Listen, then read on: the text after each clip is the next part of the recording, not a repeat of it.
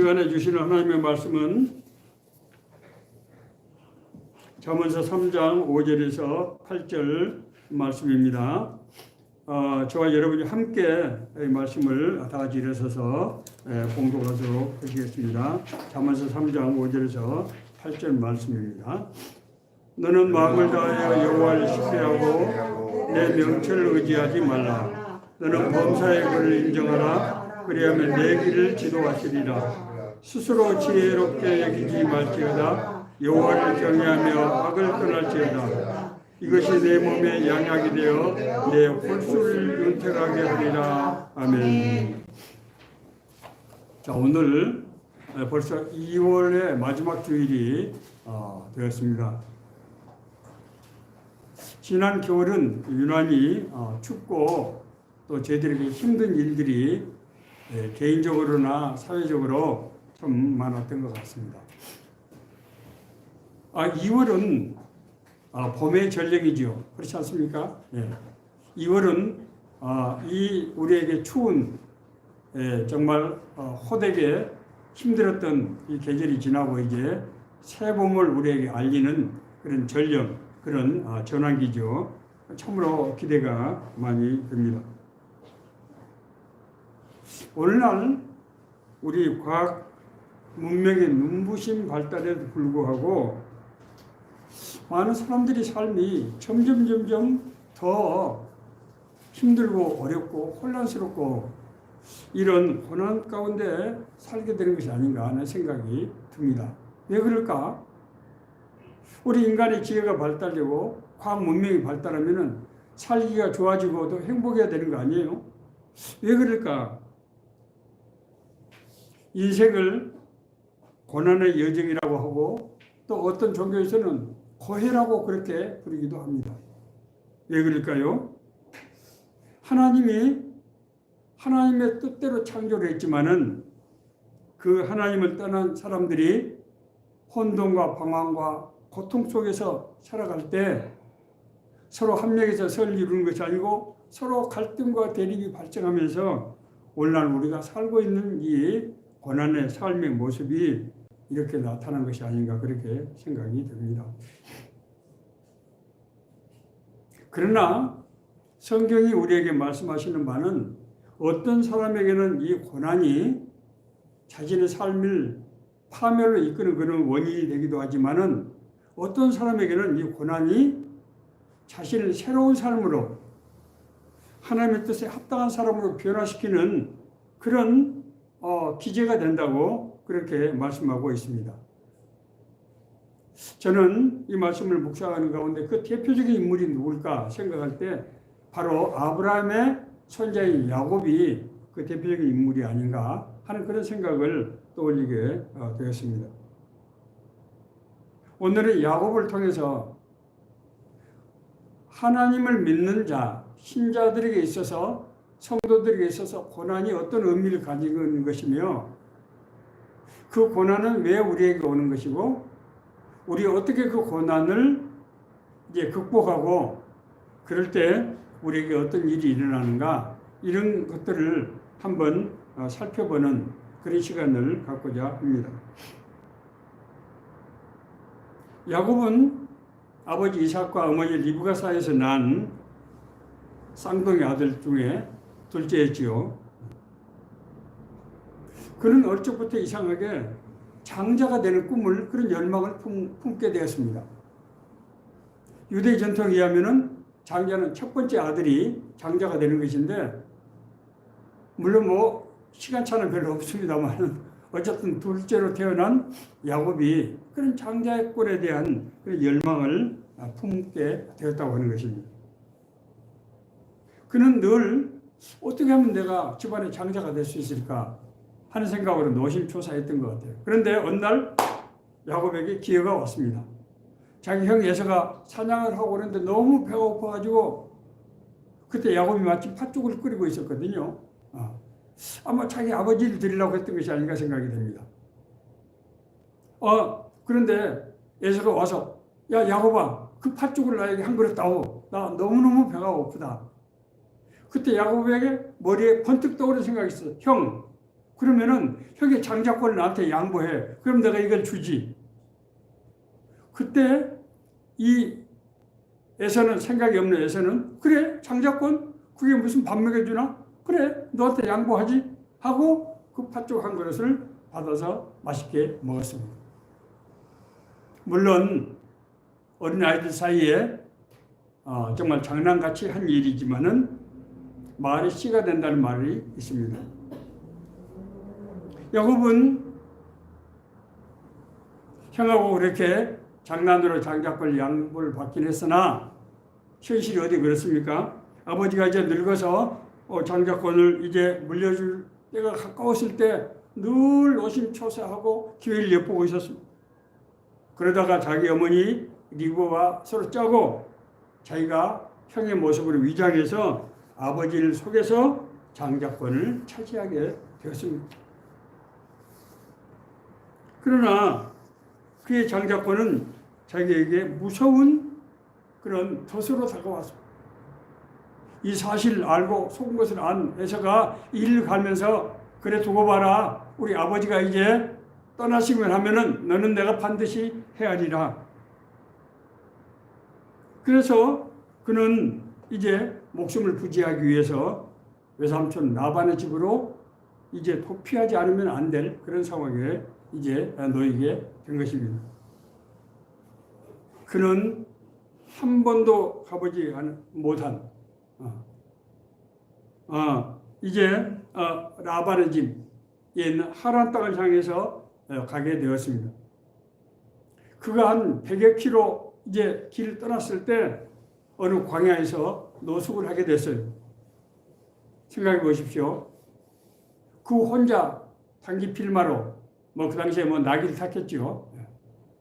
그 먼 길을 떠날 때 얼마나 두렵고 얼마나 외롭고 자기가 가보지 않는 길 얼마나 막막하고 얼마나 정말 비참한 생각이 들었겠습니까? 그래서 이제 길가에서 아마 어디 바이틈에 의지해서 노숙을 하게 됐습니다. 그런데 그때 꿈속에서 하나님의 천사, 하나님의 음성을 듣게 되었습니다. 야곱아, 나는 너의 조부 아브라함의 하나님이다. 내가 어디로 가든지 너를 지키며 너를 이끌어서 이 땅으로 돌아오게 할 것이며 내게 허락한 것을 다 이루기까지 내가 너를 떠나지 아니하리라. 여러분, 하나님의 음성을 들어보신 적이 있습니까? 하나님의 음성을 들으면요 절대로 잊어지지 않습니다. 왜냐하면 그 하나님의 음성은 우리의 머리에 저장이 된 것이 아니고 우리의 심령 속에 저장이 되기 때문에 이것은 절대로 잊어버릴 수가 없어요. 저는 1990년 1월 19일 날 하나님의 음성을 3번 들었는데 지금도 그 음성이 귀에 생생하게 들려오는 것 같아요. 이제 야곱은 그 하나님의 음성을 듣고 일어서서 자기가 베고 잤던 그 돌을 세워서 기둥을 세워서 거기다가 기름을 붓고 하나님 앞에 맹세합니다. 하나님께서 나를 지켜주시면 약속대로 내가 주님께 11조를 드릴 것이며 내가 주님의 뜻대로 행하겠습니다. 하나님과 야곱의 관계가 형성이 된 것입니다. 계약이 형성이 된 거예요. 천신만고 끝에 외삼촌 라반의 집을 찾아갔습니다마는 라반은 탐욕이 많은 자였어요. 자기 조카라고 해서 봐주는 그런 사람이 아니었어요. 야곱은 라반의 집에서 20년 동안이나 억지로 매여 있으면서 거의 노예에 가까운 그런 삶을 살았습니다. 야곱은 라반의 딸 라헬을 흠모하고 사랑하게 되는데 그 딸을 얻기 위해서 14년 동안이나 무임금으로 모심살이 했어야 됐어요. 뿐만입니까? 매년 이제 자기 외삼촌이지만 이제 장이 되게 돼 있죠. 이 가축을 이제 길러준 품삯을 받기로 했는데 이 품삯을 라반이 10번씩이나 어기는 거예요. 제대로 주지 않는 겁니다. 이리 핑계 저리 핑계해서 주지 않는 거예요. 라반은 야곱같이 똑똑하고 이제 선한 이 사람을 대일사유로 삼아가지고 그냥 자기 집안을 일으키려는 그런 생각으로 이제 하고 있었던 거예요. 그런 가운데서도 야곱은 머리가 좋은 야곱은 자기 꾀를 이리 굴리고 머리를 저리 굴리고 해서 자기 몫으로 양과 염소와 소를 많이 이제 이 번성하게 해서 큰 재산을 불렸습니다. 자, 그런데 이렇게 야곱이 힘을 잡게 되자 라반의 자식들이 눈빛이 달라지는 거예요. 아, 저 양반이 우리 집에 들어오더니 우리 재산을 다 훔쳐가고 이제 우리 것까지 넘보려고 하는구나. 그래서 자기들끼리 수근수근하고 자꾸 여러 가지 이유를 달고 이렇게 하는 거예요. 야곱은 내가 이제 외삼촌 집에서 떠날 때가 됐구나. 그런데 라반이 자기를 놔주겠습니까? 안 놔주겠죠. 그래서 어느 날 라반이 이제 양을 털을 깎기 위해서 들판으로 나간 때를 기회로 삼아서 자기 아내들과 자기 12자식들과 그리고 모든 자기 가축을 데리고 야반 노주를 하게 됩니다. 야곱은 하나님의 도우심으로 어렵사리 라반의 손에게서 벗어났지만은 자기 고향에 다 왔을 때 더 큰 문제가 기다리고 있었습니다. 자기 형 에서가 그동안 일 갈고 했던 형 에서가 야곱이 온다는 소식, 그것도 큰 재산을 가지고 온다는 소식을 들을 때 옳다. 내가 이놈을 한번 만나서 자신의 죄가 무엇인지 내가 확실하게 보여주겠다. 그래서 군사 400명을 데리고 강가에서 진을 치고 지금 기다리는 겁니다. 야곱은 살아남기 위해서 먼저 자기 가축들을 4떼로 나눠가지고 한 떼를 보내고 그 다음에 자기 자식들을 또 보내고 마지막에 아내들까지 보내고 자기 혼자 야복강가에 남아서 밤새도록 여호와 하나님께 기도했어요. 성경은 천사와 씨름을 했다 그렇게 표현하고 있습니다. 천사와 씨름했다는 얘기가 뭐겠습니까? 하나님께 그냥 붙잡아 매달린 거예요. 하나님 살려주세요. 하나님 살려주세요. 하나님이 옛날에 저하고 약속하셨잖아요. 루스 땅에서 베델 땅에서 하나님이 나와 함께 하시며 우리 집으로 돌아갈 때까지 날 지키고 보호하신다고 약속하셨잖아요. 하나님 나 살려주세요. 밤새 기도를 했어요. 그랬더니 하나님의 천사가 이제 새벽이 될 때 야곱의 환도뼈, 이 허리 정강이 뼈를 쳐서 위골을 시켜버려요. 도망가지도 못하게 한 겁니다. 그리고 나서 너 이름이 무엇이냐? 야곱이니이다. 다시는 내 이름을 야곱이라 하지 말고 이스라엘이라 하라. 이스라엘이 무슨 말입니까? 하나님과 함께 겨룬 사람이다. 하나님과 함께 더불어 사는 사람이다. 이런 뜻이에요. 이게 지금 무슨 말입니까? 야곱이 어릴 적부터 열망했던 그 장자권 하나님이 이제 지정을 해준 것입니다. 야곱의 꿈은 그것이 하나님의 꿈이 되고 자기에게 이루어지게 된 것입니다. 자, 야곱의 얘기가 우리에게 주는 의미가 무엇인지 우리가 해석을 좀 해봐야 됩니다.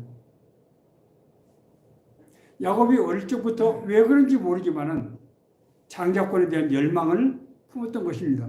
자, 그런데 야곱이 어릴 적부터 장자권에 대한 열망을 품었던 것은 이유가 있었어요. 자기 어머니 리브가가 아이들을 임신했을 때 쌍둥이를 배웠는데 이 아이들이 자꾸 태중에서 자꾸 다투는 거예요. 너무 힘들었어요. 그래서 리브가가 하나님께 기도 물어봤어요. 하나님, 왜 애들이 이렇게 내 태중에서 이렇게 서로 다투는 것입니까?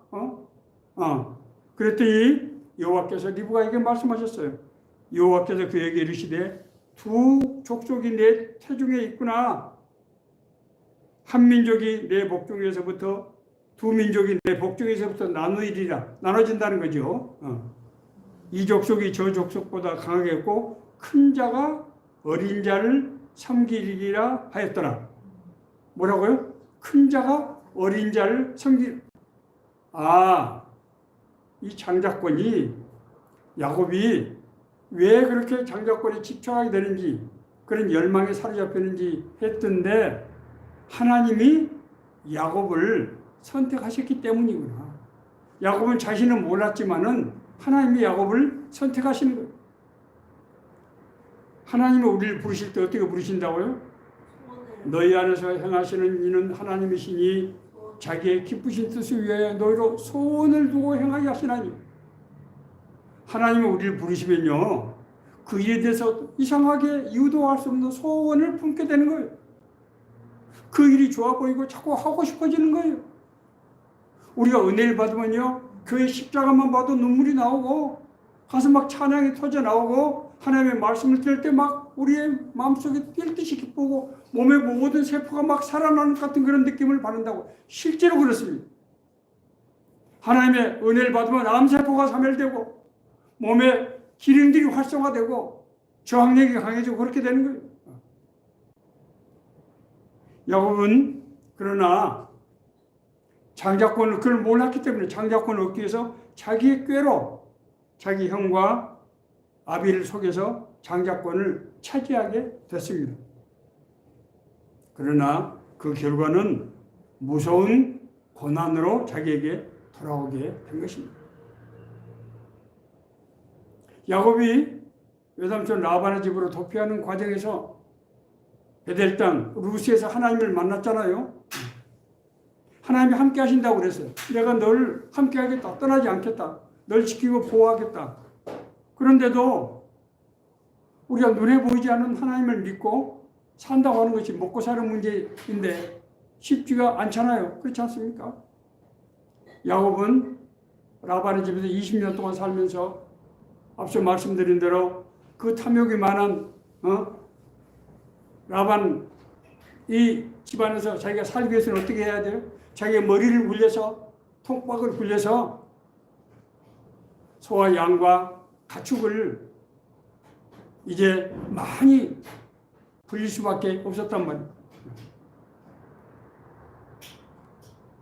인간적인 방법을 야곱은 통해서 자녀와 재산을 얻었고 라반의 집에서 도망했지만은 라반이 일주일 동안 야곱을 따라와서 뒤에 추격을 해서 붙잡혔어요.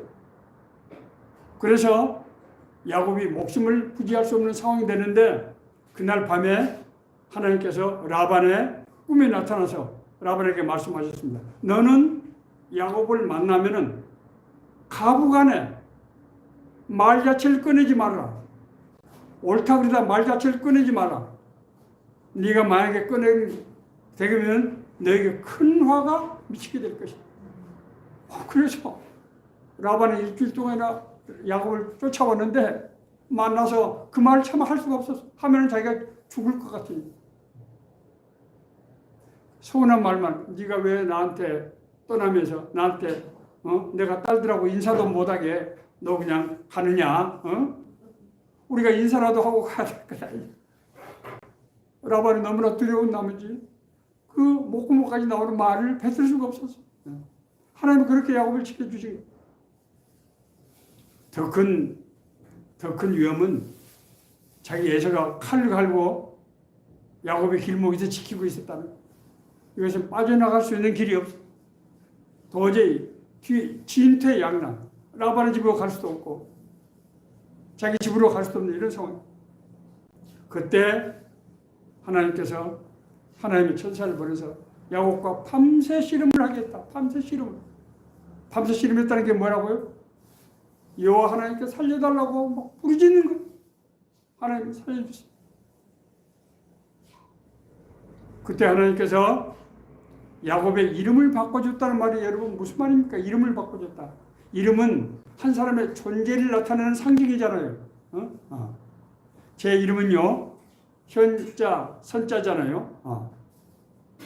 저는 남양홍 씨고 현자는 불화변에 거물현을 씁니다. 어둠을 밝힌다는 뜻이 있어요. 그리고 선은 착할 선자인데 착할 선자는 파자로 보면은 양이 풀초 변의 입구자. 그래서 양이 풀을 먹는 그것이 하나님의 선이에요. 어쨌든 예. 자, 야곱은 자기가 장자권의 그런 열망을 가지고 있었기 때문에 그 장자권을 자기가 장자가 되기 위해서 장자의 그걸 차지하기 위해서 자기 모든 생각과 방법과 힘을 동원해서 그걸 쟁취하려고 일썼지만은 그것이 자기에게 큰 칼날이 돼서 돌아와서 덫이 돼서 고난의 세월을 살게 되는데 하나님께서 그때그때마다 결정적인 순간마다 불꽃 같은 걸 지켜주시고 인도하여 주셔서 라반의 집에서 20년 동안이 고난의 세월이 있지만은 야곱은 거기서 살았기 때문에 4명의 아내 자기가 사랑하는 라헬을 바로 얻을 수가 없었기 때문에 마음에도 없는 언니 레아와 라헬 그리고 두 사람의 여종들 4사람을 합해서 12명의 아들을 낳게 되고 그리고 앞서 말씀드린 대로 라반이 제대로 임금을 주지 않았기 때문에 자기가 머리를 굴려서 자기 몫의 가축들이 더 많은 새끼를 낳게 하는 그런 유전자적인 방법을 써가지고 많은 재산을 불려서 생각해보세요. 하나님께서 아무리 야곱을 장자로 세웠다고 하더라도 자식이 많고 아들이 많고 없고 재산이 없으면 어떻게 장자권을 행사할 수 있겠습니까? 그 고난의 20년 세월이 고난의 세월인 줄 알았는데 하나님이 그 고난을 하나님의 손으로 바꿔서 12명에 되는 아들을 낳게 하시고 그 많은 재산을 거부로 만들어서 명실상부한 이스라엘의 장자로 세우셨다고 하는 것입니다. 자, 이 말씀이 우리에게 오늘날 우리가 사는 그런 상황에 어떤 메시지를 주는가 하는 것을 이제 우리가 생각해 봐야 합니다. 우리 인생에 제가 서두에 오늘 설교 서두에 인생의 고난이 끊임없이 오더라. 파도처럼 밀려오더라. 그런 말씀을 드렸습니다. 그 고난은 무엇 때문이다? 죄악이 관영한 세상에 우리가 살고 있기 때문이다. 그렇게 말씀드렸어요.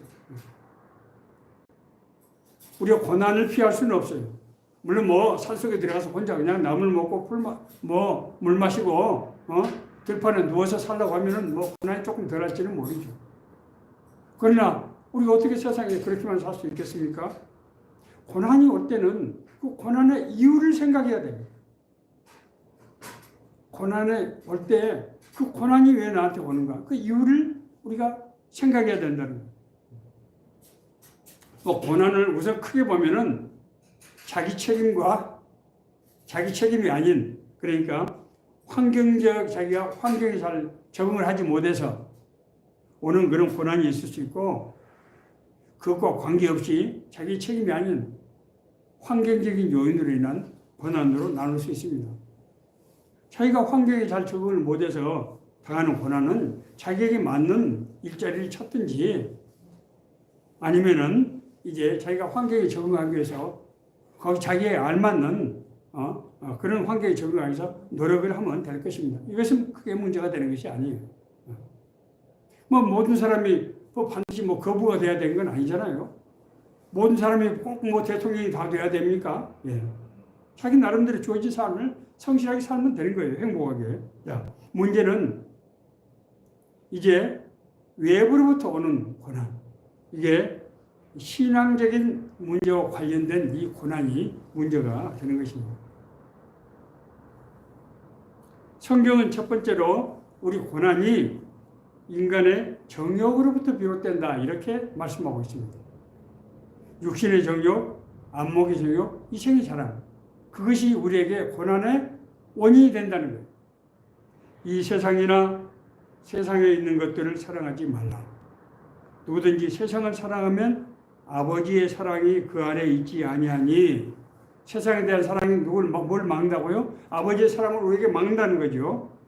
이는 세상에 있는 모든 것이 육신의 정욕과 안목의 정욕과 이생의 자랑이니 다 아버지께로부터 온 것이 아니요 세상으로부터 온 것이다. 육신의 정욕이 뭡니까? 인간적인 그런 정욕, 진정한 사랑을 받지 못한 사람들은 남으로부터 사랑을 착취하는 거예요. 그것이 바로 육신의 정욕입니다. 안목의 정욕이 뭡니까? 남에게 돋보이게 하기 위해서 자기 자신을 위장하고 자기 자신을 꺾고 이런 것들이죠.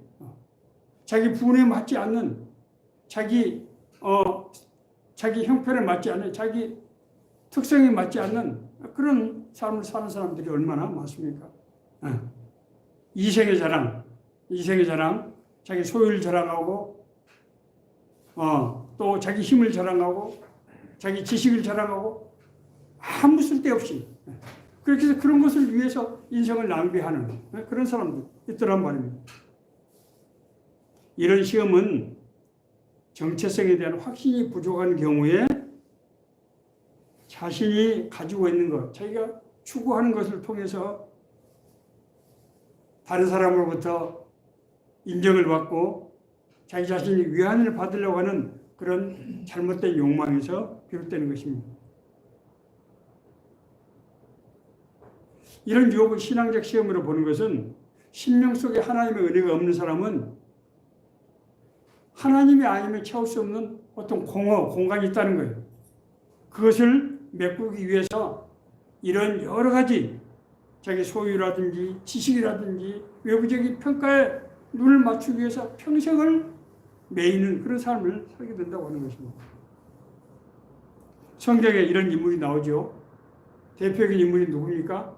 수가성의 여인이에요. 요한복음 4장에 나오는 수가성의 여인. 이 사람은 유대 사회에서요, 놀라지 마세요. 5번이나 이혼을 했어요.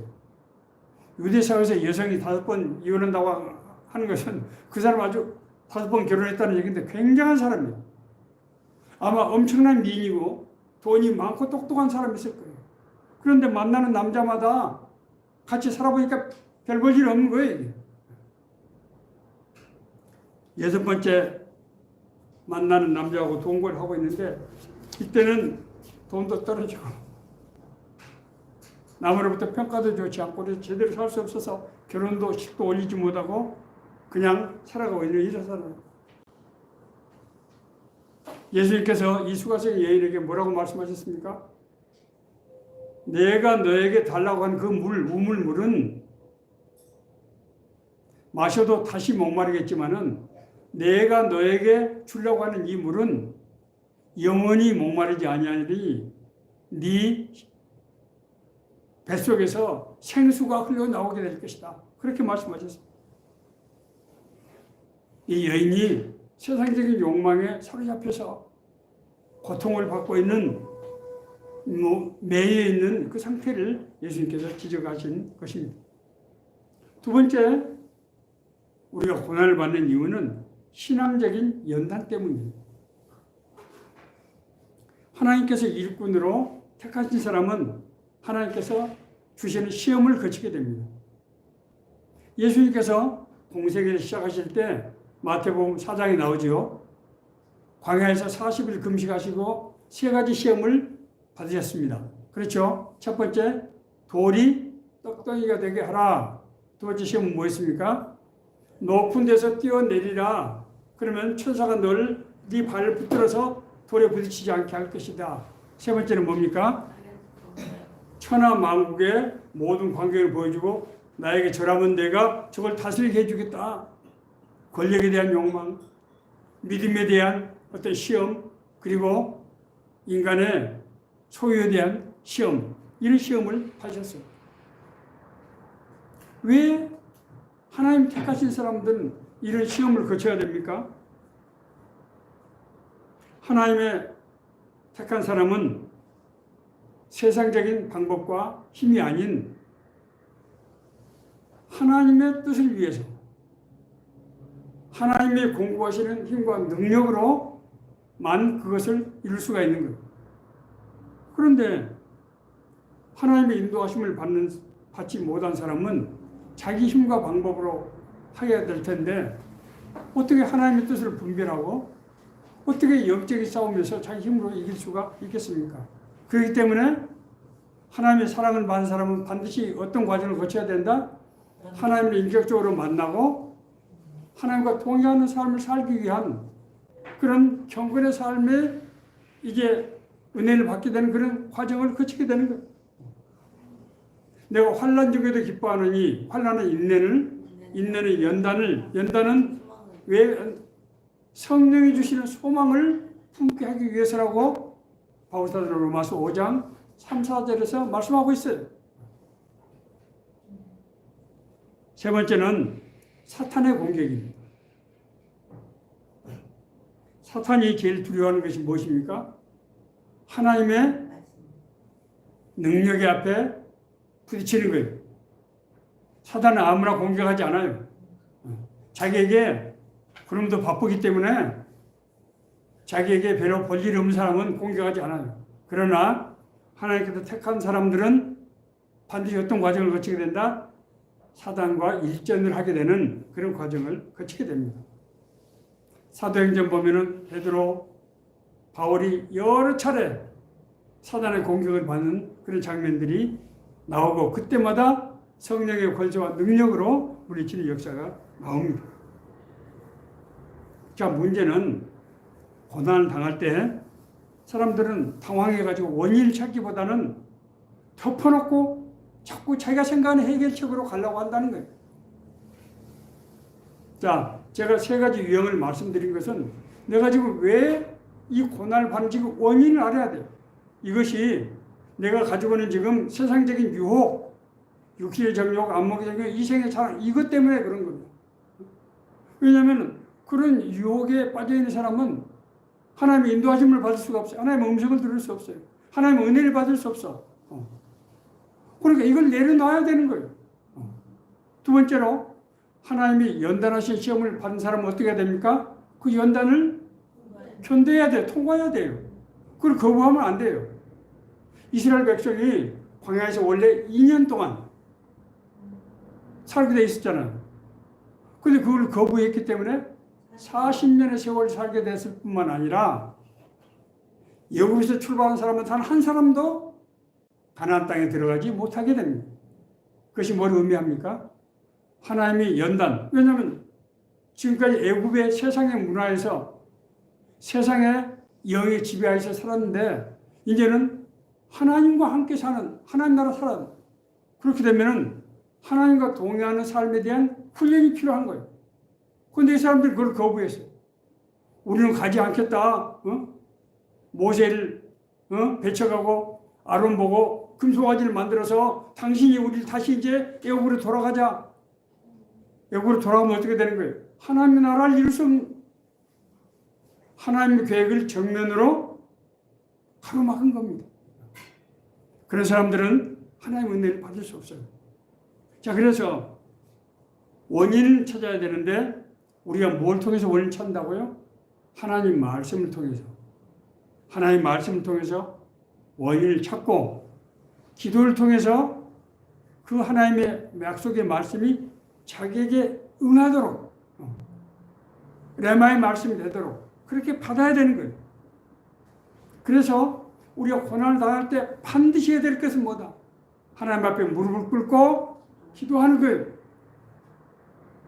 야곱이 2번씩이나 죽음의 고비를 맞이했을 때 야곱은 살기 위해서 어떻게 했습니까? 야복 강가에서 밤이 새도록 천사와 씨름을 했다. 하나님 앞에 정말 생명을 걸고 기도하는 하나님 살려주세요. 살려주세요. 하나님이 약속하셨잖아요. 살려주세요. 그때 하나님께서 그래 네가 이제 내 말을 듣게 되었구나. 네가 이제 나에게 돌아왔구나. 그래서는 내 이름을 이스라엘이라 하고 있다. 이름을 바꾼다고 하는 건 존재가 바뀌는 것을 상징하는 거예요. 이름을 바뀌는 것은 하나님께서 그 사람을 들어 쓰셨다는 거예요. 그러므로 성도가 고난을 당할 때 반드시 하나님께 물어봐야 되고 하나님께 물을 때 기도와 간구를 하나님께 구해야 된다고 하는 것입니다. 두 번째는 고난의 이유를 알았으면 바로 돌이켜야 됩니다. 바로 돌이켜야 돼요. 자, 앞서 우리 야곱이 이 루스당 자기 집에서 이제 한 100km쯤 가서 하나님을 인격식으로 만났잖아요. 하나님께서 사다리를 타고 오르락내리락 하면서 천사들이 하나님을 찬송하고 할 때 하나님 음성이 들렸잖아요. 야곱아, 나는 너희 조부 아브라함의 하나님, 너희 아버지 이삭의 하나님이다. 내가 너희 조부에게 약속한 것을 내가 너를 통해서 이루겠다. 이를 위해서 내가 어디로 가든지 너와 함께하며 네가 그곳에서 돌아올 때까지 내가 널 지키고 널 떠나지 않겠다. 약속을 하셨잖아요. 그러면 야곱이 그 하나님의 약속의 말씀을 믿고 비록 라반의 집에서 라반이 탐욕이 많은 사람이고 정말 자기에게 친절하지 않은 사람이지만은 거기에 순응하면서 하나님의 인도하심을 기다렸어야 되죠. 그런데 야곱은 어떻게 했습니까? 자기 꾀를 굴리기 시작했어요. 이 사람 머리가 좋은 사람이에요. 그래서 그 기간이 20년이나 걸렸어요. 20년. 그때 야곱이 갔을 때 학자들은 대개 한 40 정도에 출발했을 것이다 생각해요. 그럼 몇 살이 돼서 돌아왔습니까? 60이 돼서 돌아왔어요. 연대리 계산해 보면 그래요. 야곱은 자기 인생의 황금이라고 할 수 있는 그 시간을 고난의 세월로 보냈어요. 그뿐이었습니까? 야곱의 집에서 라반의 집에서 천신망 끝에 야반 도주해갖고 나왔는데 이번에는 자기 형 에서의 죽음 앞에 맞닥뜨리게 된 거예요. 이제 더 이상 길이 없어. 모든 게 다 끝나는 시점이에요. 그럼에도 불구하고 하나님께서는 야곱과 약속을 하셨기 때문에 야곱은 비록 하나님께 순종을 하지 않았지만은 인간의 실패가 하나님의 실패로 이어지지 않는다. 제가 여러 차례 드린 말씀입니다. 그래요. 우리는 하나님의 뜻으로 살기를 원하지만은 여러 가지 환경과 여건 속에서 내가 어떻게 할 수 있을까? 이런 근심 걱정이 될 때가 많습니다. 그럼에도 불구하고 하나님께서는 우리를 절대 잊지 않으신다는 거예요. 그래서 하나님께서 에서를 막으시고 그의 마음을 바꿔서 야곱을 만났을 때 에서가 눈물을 흘리면서 자기 동생을 껴안잖아요. 아니 군사 400을 건드리고 와서 한 사람이 왜 눈물을 흘리겠어요? 하나님께서 에서의 마음을 만져 주셨던 것입니다. 하나님께서는 우리가 하나님 앞에 돌이킨다고 하는 것은 죄의 자백과 그 자백에 따른 삶의 이 전환, 삶의 변화를 의미하는 것이죠.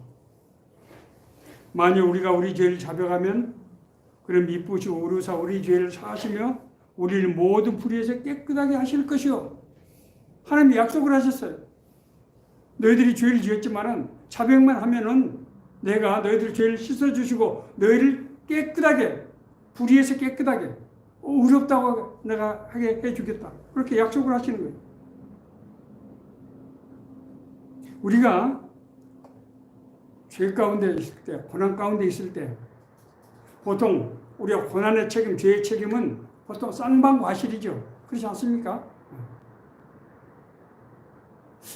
상대방 책임도 있지만 사실 나의 책임도 곰곰이 생각하고 있는 거예요. 대표적인 예가 뭡니까? 요한복음 8장에 보면은 가늠한 여인에 대한 정죄 사건이 나오죠. 이 가늠한 여인이 현장에서 붙잡혔어요. 간음은 불법이죠. 그렇지 않습니까? 간음은 가정을 파괴하고 그 자녀들의 삶을 완전히 망가뜨리는 그런 정말 중대한 범죄죠. 사실은. 그래서 이 동네 무리들이 사람들이 이런 간음이 사회적으로 용납되면은 이게 독버섯처럼 번진다. 그래서 이걸 해결하려면 어떻게 한다? 저 여인을 돌로 쳐 죽여야 된다. 그래서 전부 돌을 들고 광장에서 여인을 지금 앞에 놔두고 빙둘러 지금 선 거예요. 그때 예수님께 물어봤습니다. 예수님, 모세 율법으로 하면은 가늠하다 현장에 잡힌 사람은 돌로 치라고 되어 있는데 우리가 지금 칠까요 말까요? 그때 예수님께서 뭐라고 말씀하셨습니까? 너희 중에 죄가 없는 자가 먼저 돌로 치라. 그때 나이가 많은 사람을부터 시작해서 젊은 사람의 이르기까지 한 사람 한 사람 돌을 자기 발 앞에 두고 자리를 떠났다. 성경은 이렇게 말씀하고 있습니다. 남의 허물을 볼 때, 남의 죄를 볼 때 자기의 죄를 동시에 본 것입니다. 우리가 받는 고난은 상대방의 과실과 책임이 분명히 있겠지요. 그러나 그것은 그 사람의 문제라는 거예요. 우리는 우리 자신의 문제를 봐야 돼요. 우리 자신의 문제. 그 사람의 문제를 내가 떠안고 분노하고 애명결문하게 되면은 내 삶이 무너지고 내가 앞으로 나갈 수가 없어요. 내가 분노를 품으면 하나님의 은혜를 받을 수가 없어요. 그래서 그렇게 하면 안 된다는 거예요. 그것은 그 사람 책임이에요. 그럼 맡겨두고 우리는 우리 자신의 문제를 돌이켜야 된다고 하는 것입니다. 누가복음 18장에 삭개오 얘기가 나오죠. 삭개오는 여리고의 세무사장, 여리고 지역의 세무사장이었어요. 뭐 과거나 그때나 지금이나 세무사장 지위는 대단한 지위 아닙니까? 이 사람이 이스라엘 동족들부터 멸시천대를 받고 있었어요. 왜냐하면은 돈을 세금을 걷어가지고 로마에다가 바치는 역할을 하니까 매국노 취급을 받았던 거죠. 이 사람은 키가 작기 때문에 사람들이 많이 몰려 있어서 예수님을 만나기 위해서 뽕나무 위로 올라갔어요. 뽕나무 위로 올라갔다는 것이 뭡니까? 얼마나 간절하게 예수님을 만나기 위해 오랫동안 하는 것을 말씀하는 거 아닙니까? 그때 예수님께서 삭개오야 내려오너라. 내가 오늘 너희 집에서 내가 묵겠다. 세상의 임금도 아닌 하나님의 나라의 임금이 자기 집에 오시겠다는 거예요. 그때 삭개오는 바로 이렇게 말합니다. 주님, 내가 내 소유의 절반을 가난한 사람들에게 나눠주겠습니다. 두 번째로 내가 만약에 누구를 속여서 받은 것이 있으면 내가 그것의 4배를 내가 갚겠습니다. 이게 지금 뭐예요? 자기 자신의 삶을 돌이키는 것입니다. 지금까지 자기는 세무사장 하면서 잘 먹고 잘 살았단 말이에요. 이게 지금 자기 동료들에게 너무 미안한 거예요. 내 소유의 절반을 그냥 주겠습니다. 내가 죄를 범했을 때는 4배를 내가 갚겠습니다. 뭡니까? 자신의 죄를 돌이키는 것입니다. 그때 예수님께서 이 사람도 아브라함의 자손이 되었다. 구원받았다는 뜻입니다. 성도의 고난은 은혜의 기회라고 하는 것을 절대로 잊지 말아야 합니다. 우리에게 고난은 고난 자체가 아니라 우리 고난을 통해서 하나님께서 우리에게 주는 메시지가 있다고. 사람마다 다 달라요. 어떤 사람은 제가 아까 3가지 유형을 말씀드렸죠. 정욕으로부터 돌이켜야 될 사람이 있고, 하나님의 쓰임을 받기 위해서 연단을 받아야 될 사람이 있고, 사단의 공격을 받는 사람이 있다고. 셋 중에서 어떤 유형인지 자기가 생각을 해야 돼요. 그래서 거기에 맞는 응답을 하나님 앞에서 해야 된다고 하는 거예요. 야곱이 장자권의 열망을 품었던 것은 하나님께서 그에게 장자에 대한 그런 선택을 했기 때문이에요. 우리가 인생을 살아갈 때 어떤 사람이 꿈과 비전을 막 가지고 달려간 사람이 있어요. 그런 사람 있잖아요. 그런 사람이 좋은 사람입니까? 나쁜 사람입니까? 좋은 사람이죠. 사람이 꿈이 있어야죠. 열정이 있어야죠. 자, 그런데 그 꿈과 그런 열정이 어디서부터 온 것인가를 우리가 생각해야 된다는 거예요. 그런 꿈과 열정으로 남의 것을 빼앗고 남에게 악을 행하고 불의를 행하면은 하나님께서 들었을 수 있다 없다? 아니라는 거예요. 그 열정, 꿈과 비전은 하나님이 주신 거예요.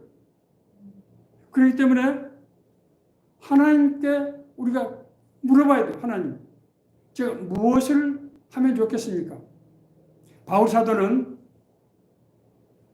청년 유대교회 지도자였어요. 그 사람이 오죽했으면은 그 당시에 이단으로 불리우던 예수님을 믿는 무리들을 붙잡아다가 처형하는 그런 권세를 가진 사람이에요. 그 사람이 그 일을 하기 위해서 다마스커스, 오늘 시리아의 수도죠. 이 가던 도중에 부활하신 예수님을 만났어요. 그래서 눈이 멀어져 꼬부러졌어요. 그때 바울이 뭐라고 기도했습니까? 주여, 내가 무엇을 하오리까? 내가 어떻게 살아야 되겠습니까? 그때 하나님께서 아나니아라고 하는 사람을 택해서 사흘 동안 이 바울의 눈이 멀었는데 아나니아라는 사람을 불러서 기도하게 하시고 그 사람을 통해서 바울이 해야 될 일을 말씀하십니다. 뭐라고요? 너는 세상의 임금과 족속들에게, 이방 족속들에게 나의 복음을 전하는 그런 사명을 맡게 될 것이다. 하나님께서 바울에게 주신, 원래 사울에게 주신 그 열정과 지혜와 능력은 예수님 믿는 사람을 핍박하라고 하는 것이 아니었어요. 잘못된 이제 유대교 하나님이 오신 것을 선포하고 복음을 전하고 하는 사명이었어요. 하나님께서 그걸 변화시키시고 이 바울을 통해서 소아시아 지역과 지중해 지역과 동부 유럽과 당시에 로마까지 가서 전 세계 기독교가 유대교의 유일 종교이던 기독교가 전 세계로 복음으로 전 세계 종교로 이제 변화되는 그 결정적인 역할을 누구에게 맡겼다? 바울에게 맡겼다는. 바울이 그 일에 순종했을 때 하나님께서 우리에게 열정과 꿈과 비전을 주셔서 우리가 그 일 위해서 달려왔어요. 그런데 너무 힘든 거예요. 너무 길이 막히는 거예요. 왜 그럴까? 우리 생각이 왜 그럴까? 하나님이 나를 통해서 궁극적으로 이루기를 원하시는 꿈이 뭘까? 내가 잘 먹고 잘 살고 내가 남한테 뭐 폼 잡고 그런 것이 아니고 뭐라? 하나님의 공의와 하나님의 사랑. 궁극적인 목적은 네가 가지고 있는 그 지혜와 명철과 그 부와 힘을 통해서 힘을 가지고 어떻게 살아라? 소외되고 가난하고 병들고 고통받는 사람들, 하나님을 알지 못하기 때문에 혼돈며 방황한 사람들, 그 사람들 위해서 쓰라는 말씀을 마치겠습니다. 우리 어떻게 하면 이런 고난을 이제 극복하고 살 수 있을까? 성경 말씀은 시편 1편, 시편은 150편의 시죠. 그 중에서 1편이 모든 시편 150편의 시작이자 완성인 가장 핵심적인 이 시가 바로 시편 1편입니다. 복 있는 사람은 악인들의 꾀를 따르지 아니하며 죄인들의 길에 서지 아니하며 오만한 자들의 자리에 앉지 아니하고 오직 여호와의 율법을 즐거워하여 그 율법을 주야로 묵상하는도다. 그는 시냇가에 심은 철따라 열매를 맺으며 그 잎사귀가 마르지 아니함 같으니 그가 하는 모든 일이 다 형통하리로다. 우리가 하나님의 음성을 듣고 하나님의 말씀을 읽고 이제 우리가 하나님 앞에서 기도할 때 하나님께서 우리 길을 인도하시고 우리에게 지혜와 명철을 주시고 우리에게 권세와 능력을 주셔서 우리가 상상할 수 없는 일을 우리를 통해서 하게 하신다는 거예요. 제가 자랑 반, 간증 반으로 여러 차례 말씀드렸어요. 정말로 내가 할 수 없는 것들을 나를 통해서 하는 것을 내가 똑똑히 목격했다고 말씀드렸어요. 악인들은 그렇지 아니하며 오직 바람이 나는 겨와 같도다. 그러므로 악인들은 심판을 견지 못하며 죄인들의 의인의 모임에 들지 못하더라. 무릇 의인들의 길은 여호와께서 인정하시나 악인들의 길은 망하리로다. 그래서 악이라고 하는 것은 나쁜 일을 행한다는 그런 의미보다는 하나님께 불순종하는, 하나님을 거부하는 사람들을 말합니다.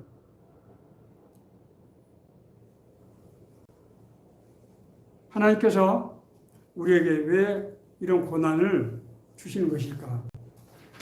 오늘 이 말씀을 통해서 우리가 그것을 한번 생각해 보고, 내가 지금 어떤 문제에 처해 있다. 내가 지금 뭘 추구하고 내가 진정으로 기대하는 것, 내가 원하는 것이 무엇인가? 이것이 하나님의 뜻에 합당한 것인가? 라고 생각을 해보고, 만약에 그 길이 아니라고 하면은 우리가 돌이켜야 된다는 거예요. 하나님 앞에 기도하고 하나님이 인도해 주시도록, 내가 세상에서 부끄럼 당하지 않도록 힘과 능력을 주시고 일을 할 수 있도록 하나님께 기도해야 된다. 그럴 때 하나님께서 우리를 향하신 원래 그 뜻과 계획을 이루어 가시게 될 줄 믿습니다. 이 말씀이 고난 가운데서 힘들고 어려움을 겪고 있는 모든 이에게 주신 하나님의 생명의 말씀이 되기를 간절히 바랍니다.